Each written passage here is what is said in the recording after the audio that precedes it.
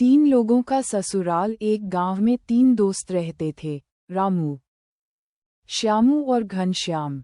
तीनों बचपन से साथ खेले बड़े और हर सुख दुख में एक दूसरे का सहारा बने।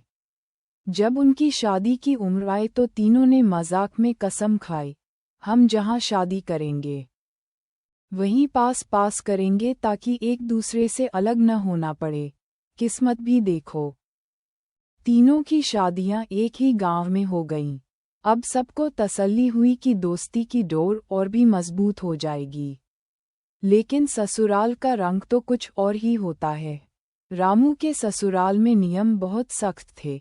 सुबह जल्दी उठकर काम करना, घर के बड़ों की हर बात मानना। श्यामू के ससुराल में खाने पीने की बड़ी आवभगत थी, रोज मिठाई, पकवान और तरह तरह के व्यंजन। घनश्याम के ससुराल में सबसे ज्यादा हंसी मजाक था।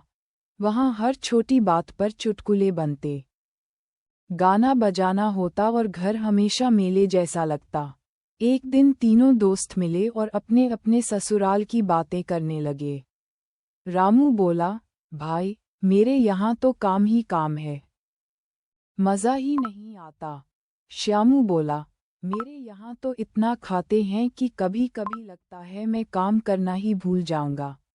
घनश्याम हंसकर बोला, मेरे यहाँ तो इतना हंसते गाते हैं कि काम करना ही भूल जाते हैं। तीनों ने समझा कि हर ससुराल की अपनी आदतें और रंग होते हैं। अगर हम दोस्ती निभानी है तो हर जगह की खासियत को अपनाना होगा। फिर उन्होंने तय किया, हफ्ते में एक दिन वे तीनों एक दूसरे के ससुराल जाएंगे। कभी रामू के नियम सीखेंगे, कभी श्यामू के पकवान खाएंगे और कभी घनश्याम की हंसी मजाक में डूबेंगे। धीरे धीरे उनके परिवार भी आपस में घुल मिल गए और तीनों का रिश्ता और मजबूत हो गया। कहानी की सीख, हर घर की अपनी परंपराएं होती हैं। अगर हम अपनापन और दोस्ती बनाए रखें तो हर ससुराल एक परिवार जैसा लगने लगता है।